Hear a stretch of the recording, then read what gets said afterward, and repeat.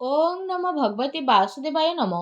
नमस्कार बंधुगण आपण मानकु आम यूट्यूब चैनल को स्वागत।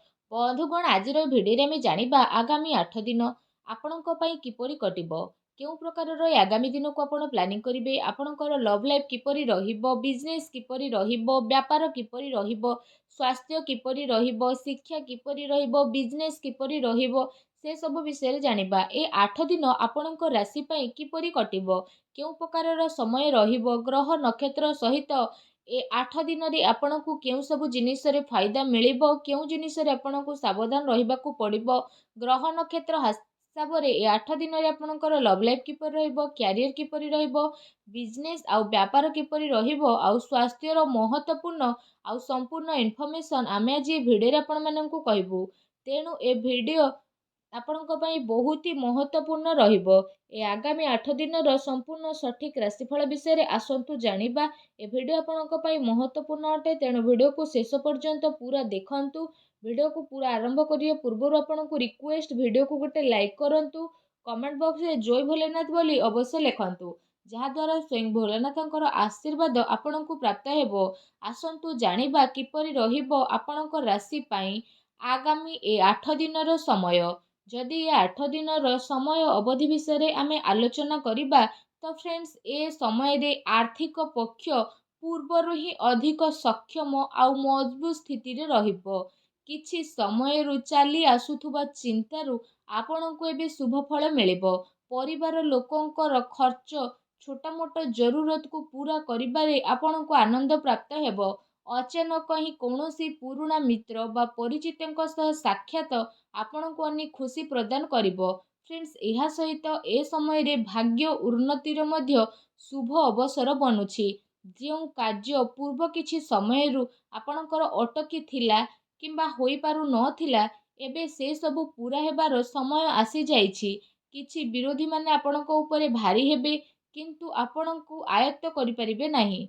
फ्रेंड्स ए समय रे विद्यार्थी मानकर प्रतियोगी परीक्षार परिणाम तांको सपक्ष रे मध्य जीव। आवश्यकता रहिछि कि पूर्वठारु अधिक परिश्रम करिबार। कौनसी संपर्कीय किंबा मित्रଙ୍କ द्वारा कौनसी महत्वपूर्ण सूचना मध्य आपनकु मिली पारे, जहा आपनक पई लाभदायक सिद्ध हेबो। फ्रेंड्स एहा सहित ए समय रे पिलांकर पाठ पढ़ारे कैरियर संबंधित समस्या को समाधान करिबा कारणरु सुख एवं लाभ मध्य प्राप्त हेबो। बड़ंकर आशीर्वाद एवं कृपा कारणरु घरे खुशी भरा वातावरण मध्य आपणकर रहिबो। आपण आपणकर कौनसी कमजोरी को नहीं विजय प्राप्त करिबारे प्रयत्नशील रहिबे। ता सहित पूर्व समय रु काफी समय रु जहा कार्य आपणकर अटकी थिला होई पारु नथिला, से सबु कार्य एवं आपणकर प्रयास द्वारा पूर्ण हेबार पूरा संभावना मध्य बनुछि। किछि संपर्कीय संबंधित किछि समाचार शुणिबाकु आपणकु मिली पारे।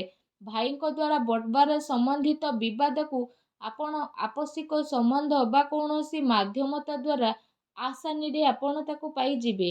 राजनीति तथा महत्वपूर्ण लोकंको द्वारा लाभदायक आपणकर संपर्क बनिबो। आपण आपणकर बुद्धिमत्ता और हुशियारी द्वारा अधिकतर कार्य को निभेबा पई चेष्टा करिवे।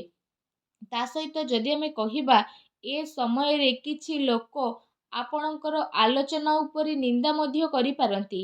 एपरि नकारात्मक प्रवृत्तिर लोकंक ठारू दूरता आपणकु बनै रखिबार अति आवश्यकता रहिछि। खर्चर अधिकता रहिबो, जेउ कारण पई आपणकर बजेट मध्य बिगिड़ी पारे। भाईଙ୍କ सहित संबंध मधुर बनै रखिबारे आपणकर विशेष भाବରେ योगदान रहिबो। ए समय रे आपण आपणकर क्रोध एवं आदेश को काबू रे रखिबा आपणक पई अति आवश्यकता रहिछि। केते थर तरतर होई अति उत्साह सहित बना जाइथिबा खेल आपणकर बिगिड़ी पारे, जेउ कारण पई पारिवारिक सुख शांति आपणकर प्रभावित मध्य हेबो। संतानकर जिद्दी आउ अति क्रोध जीवन आपणकु व्यतिग्रस्त करिबो। ता सहित ए समय रे आपण आपणकर भावना उपरे कंट्रोल रखंतु, काहेकि ना केही भी आपणकु भावनात्मक रूप रे बेबकूफ मध्य बनाई पारंती। व्यर्थ कार्य रे धन खर्च हेबार मध्य जोग बनुअछि। सेथि पई आपण निजर खर्च उपरे नियंत्रण रखिबार अति आवश्यकता रहिछि। भूमि वाहन संबंधित ऋण नेबा पूर्वरु ଆପଣଙ୍କୁ କାହାର ପରାମର୍ଶ ନେବାର ଆବଶ୍ୟକତା ରହିଛି। ଏହା ଆପଣଙ୍କ ପାଇଁ ବହୁତ ଭଲ ରହିବ। ତା ସହିତ ଫ୍ରେଣ୍ଡସ୍, ଏ ସମୟରେ ବିଦ୍ୟାର୍ଥୀଙ୍କୁ ନିଜର ପାଠ ପଢ଼ାରେ ଅଧିକ ଧ୍ୟାନ ଦେବାର ଆବଶ୍ୟକ ମଧ୍ୟ ରହିଛି। ତା ସହିତ ଅଯଥା ଖର୍ଚ୍ଚରେ ମଧ୍ୟ ଆପଣ ସଂଯମତା ରକ୍ଷା କରନ୍ତୁ। କ୍ରୋଧ ଆଉ ଉତ୍ତେଜନାରେ ଆପଣଙ୍କୁ ନିୟନ୍ତ୍ରଣ ରଖିବାର ଅତି ଆବଶ୍ୟକତା ରହିଛି। ଅନ୍ୟଥା କାହା ସହିତ ଆପଣଙ୍କର ସମ୍ବନ୍ଧ ଖରାପ ମଧ୍ୟ ହୋଇପାରେ। ଫ୍ରେଣ୍ଡସ୍, ଏହା ସହିତ ନିଜର ଭାବୁକତା ଏବଂ ଉଦାରତା ଯେମିତି କମଜୋରି ଉପରେ ବିଜୟ ପ୍ରାପ୍ତ କରିବା ଆପଣଙ୍କ ପାଇଁ ଅତି ଆବଶ୍ୟକ ରହିଛି। କାହିଁକି ନା ଏ କାରଣରୁ କିଛି ଲୋକ ଆପଣଙ୍କର ଫାଇଦା ମଧ୍ୟ ଉଠାଇକି ନେବେ। ସୋସିଆଲ ମିଡ଼ିଆ ଏବଂ ବ୍ୟର୍ଥ ମିତ୍ରଙ୍କ ସହ ଆପଣ ଦୂରତା ବନେଇକି ରଖନ୍ତୁ। ଏହା ଆପଣଙ୍କ ପାଇଁ ବହୁତ ଭଲ ରହିବ। ଫ୍ରେଣ୍ଡସ୍, ଏହା ସହିତ କଥା ଯଦି ଆପଣଙ୍କର ଲଭ୍ ଲାଇଫ୍ ବିଷୟରେ ହେଉଛି, ତ ଏ ସମୟରେ ପାରିବାରିକ ବାତାବରଣ ସୁଖଦପୂର୍ଣ୍ଣ ରହିବ। ପ୍ରେମ ପ୍ରସଙ୍ଗରେ ବଢ଼ି ଆପଣ ଆପଣଙ୍କର କ୍ୟାରିୟର ସହିତ କୌଣସି ସମଝୋତା କରନ୍ତୁ ନାହିଁ। ଫ୍ରେଣ୍ଡସ୍, ଏହା ସହିତ ଏ ସମୟରେ ପତି ପତ୍ନୀଙ୍କର ଆପୋଷିକ ତାଳମେଳ ଏବଂ ସାମଞ୍ଜସ୍ୟରେ କିଛି କମି ମଧ୍ୟ ରହିପାରେ। ସେଥିପାଇଁ କିଛି ସମୟ ପରିବାର ସହିତ ବସିକି ହିଁ ଆପଣ ଆପଣଙ୍କର ସମୟ ବ୍ୟତୀତ କରିବା ମାହୋଲକୁ ବହୁତ ହି ସାମାନ୍ୟ ବନେଇକି ଦେବ। ଫ୍ରେଣ୍ଡସ୍, ଏହା ସହିତ ପତି ପତ୍ନୀଙ୍କ ଭିତରେ ଯଦି କୌଣସି ବିବାଦ ଚାଲୁଥିଲା, ତ ସେ ସବୁର ଏବେ ଉତ୍ତର ବାହାରିବ ତଥା ଘରର ବାତାବରଣ ଖୁସି ଭରା ରହିବ। ପ୍ରେମ ପ୍ରସଙ୍ଗରେ ପଡ଼ି ନିଜର କ୍ୟାରିୟର ଅଧ୍ୟୟନ ସହିତ ସମଝୋତା ଆପଣ ଆଦୌ କରନ୍ତୁ ନାହିଁ। ପରିବାରରେ ଆପୋଷିକ ପ୍ରେମ ମଧ୍ୟ ଆପଣଙ୍କର ବନିକି ରହିବ। କୌଣସି ପିଲାଙ୍କର ଖୁସି ସମ୍ବନ୍ଧିତ ଶୁଭ ସମାଚାର ମିଳିବା କାରଣରୁ ପରିବାରରେ ଏ ସମୟରେ ଖୁସି ଭରା ବାତାବରଣ ମଧ୍ୟ ରହିବ ଏବଂ ପରିବାର ପ୍ରସନ୍ନତାପୂର୍ଣ୍ଣ ରହିବ। ଫ୍ରେଣ୍ଡସ୍, ଯଦି କଥା ଆପଣଙ୍କର ବ୍ୟବସାୟ ଆଉ କ୍ୟାରିୟର ବିଷୟରେ କହିବୁ, ତ ଏ ସମୟରେ ବ୍ୟାପାର କାମ କାର୍ଯ୍ୟରେ କିଛି ମହତ୍ତ୍ୱପୂର୍ଣ୍ଣ ନିର୍ଣ୍ଣୟ ଆପଣ ନେଇପାରନ୍ତି, ଯାହା ଆପଣଙ୍କ ପାଇଁ ବହୁତ ଅଧିକ ଫାଇଦାବାନ ସାବ୍ୟସ୍ତ ହେବ। ଆର୍ଥିକ ସ୍ଥିତି ପୂର୍ବଠାରୁ ଅଧିକ ମଜବୁତ ମଧ୍ୟ ହେବ।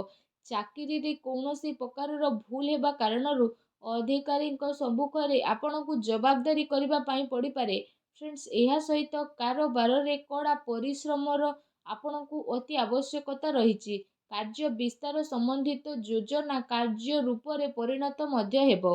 ଗୋଟେ ଥର ସେ ଯୋଜନାର ପୁନଃ ପରୀକ୍ଷଣ ଆପଣ ନିହାତି କରନ୍ତୁ। ଚାକିରିରେ ହାଲକା ଫୁଲକା ଅସୁବିଧା ଆସିବ, କିନ୍ତୁ ଆପଣ ନିଜର ବୁଦ୍ଧିମତ୍ତା ଆଉ ବିବେକର ସହିତ ସବୁ ଅସୁବିଧାକୁ ସାମ୍ନା କରିବେ ଓ ଶାନ୍ତିପୂର୍ଣ୍ଣ ଭାବରେ ସୁଲଝେଇ ମଧ୍ୟ ନେବେ। ତା ସହିତ କାର୍ଯ୍ୟ କ୍ଷେତ୍ରରେ ବିସ୍ତାର ପାଇଁ ମଧ୍ୟ କିଛି ଯୋଜନା ଉପରେ ବିଚାର ମଧ୍ୟ ହେବ।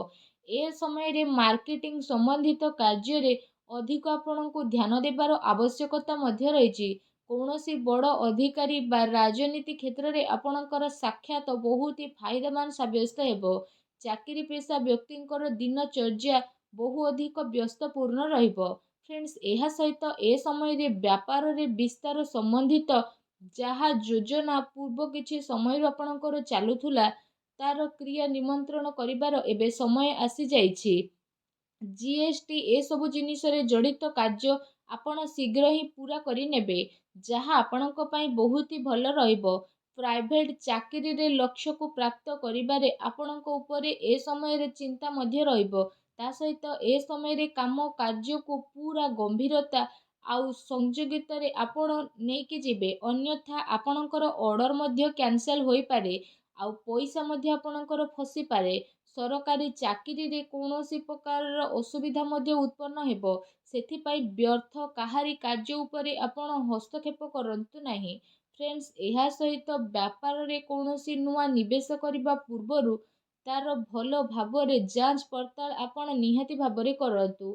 କାହାର ଚିକିଣିଆ କଥାରେ ପଡ଼ି ଆପଣ ଆପଣଙ୍କର ଅହେତୁ କରି ବସନ୍ତି।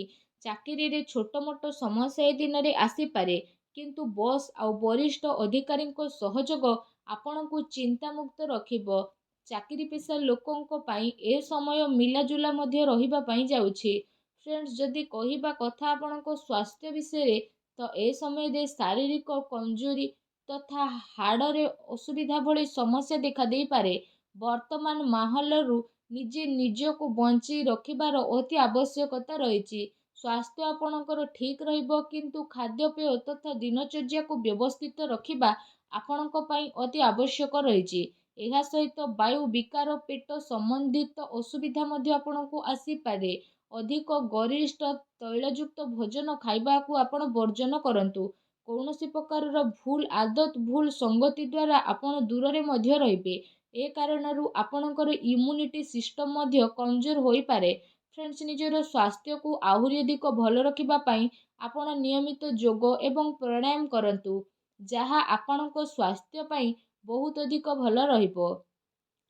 ଆଶା କରୁଛି ଫ୍ରେଣ୍ଡସ୍, ଆଜିର ଭିଡ଼ିଓଟି ଆପଣଙ୍କୁ ଭଲ ଲାଗିଥିବ। ଭିଡ଼ିଓଟି ଭଲ ଲାଗିଥିଲେ ଭିଡ଼ିଓଟିକୁ ଲାଇକ୍ କରନ୍ତୁ। ଚ୍ୟାନେଲରେ ନୂଆ ଆସିଥିଲେ ଚ୍ୟାନେଲକୁ ସବସ୍କ୍ରାଇବ୍ କରନ୍ତୁ। ଧନ୍ୟବାଦ।